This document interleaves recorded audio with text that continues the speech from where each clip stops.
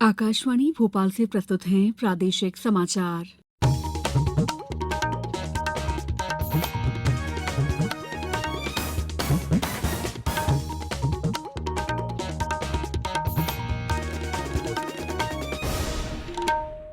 नमस्कार, समाचारों के साथ मैं दीपा सिंह।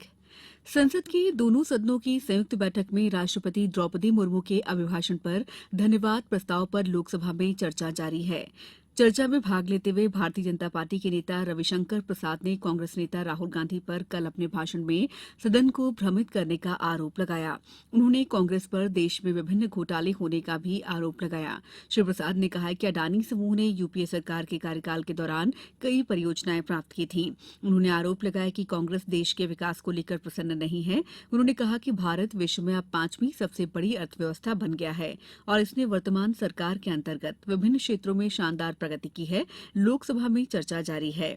प्रधानमंत्री नरेंद्र मोदी राष्ट्रपति के अभिभाषण पर धन्यवाद प्रस्ताव का आज लोकसभा में दोपहर बाद लगभग 3:30 बजे उत्तर देंगे। संसद के दोनों सदनों में राष्ट्रपति द्रौपदी मुर्मू के अभिभाषण पर धन्यवाद प्रस्ताव पर चर्चा जारी है। केंद्र और राज्य सरकार की विभिन्न योजनाओं का लाभ पात्र हितग्राहियों तक पहुंचाने के लिए राज्य में विकास यात्रा निकाली जा रही है। मुख्यमंत्री शिवराज सिंह चौहान ने आज इस संबंध में मीडिया को जानकारी देते हुए कहा कि विकास यात्राएं केवल चल नहीं रही हैं, बल्कि जनता की सेवा का बड़ा काम कर रही हैं। उन्होंने बताया कि अब तक विकास यात्राओं में विकास कार्यों के लगभग 4,088 लोकार्पण किए गए हैं, जबकि 3,049 भूमि पूजन किए जा चुके हैं। मुख्यमंत्री ने कहा कि यात्रा में अब तक मुख्यमंत्री जन सेवा अभियान के अंतर्गत 46,956 आवेदन मिले, जिनमें से 34,234 पात्र पाकर स्वीकृत भी कर दिए गए। श्री चौहान ने कहा कि यात्रा कोई कर्मकांड नहीं है, लोगों की जिंदगी में कैसे बेहतरी आए इसकी कोशिश की जा रही है। प्रदेश के सभी 230 विधानसभा क्षेत्रों में विकास यात्राएं निकाली जा रही हैं।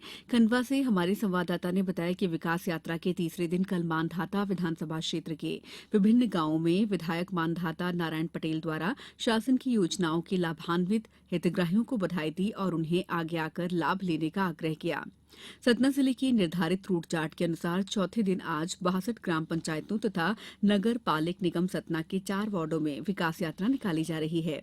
निवाड़ी में आने वाली पृथ्वीपुर विधानसभा क्षेत्र में ग्राम पंचायत जेराखास से महुआबाग तक कल यात्रा निकाली गई। शिवपुरी जिले की कोलारस विधानसभा क्षेत्र में विकास यात्रा के तीसरे दिन 114 लाख की राशि के विकास और निर्माण कार्यों का भूमि पूजन और लोकार्पण हुआ।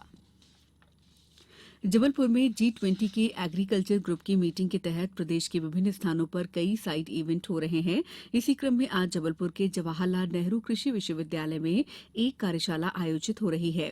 इस कार्यशाला का उद्देश्य कृषि अवसंरचना कोष और मध्यप्रदेश फार्म गेट में लोगों को मुख्यधारा में लाने का प्रयास और उनकी भागीदारी को बढ़ाना है। कार्यशाला में कृषि मंत्री कमल पटेल वर्चुअली शामिल हुए।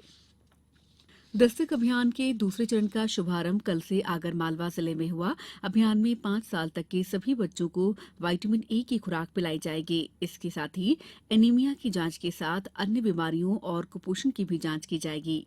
हमारे संवाददाता ने बताया कि जिला स्तर पर विकासखंड स्तर में इसके लिए टीम बनाकर मॉनिटरिंग की जा रही है।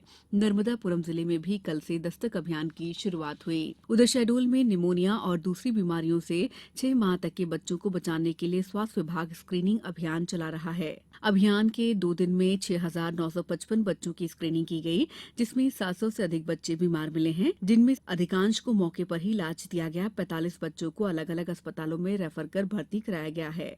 अब कुछ समाचार संक्षेप में। जबलपुर में कटंगी रोड करमेता स्थित केयर हॉस्पिटल का लाइसेंस नियमानुसार जगह नहीं होने पर निरस्त कर दिया गया है। टीकमगढ़ जिले में 10 से 22 फरवरी तक फाइलेरिया रोधी सामूहिक दवा सेवन कार्यक्रम चलाया जाएगा। इस बुलेटिन में इतना ही। नमस्कार।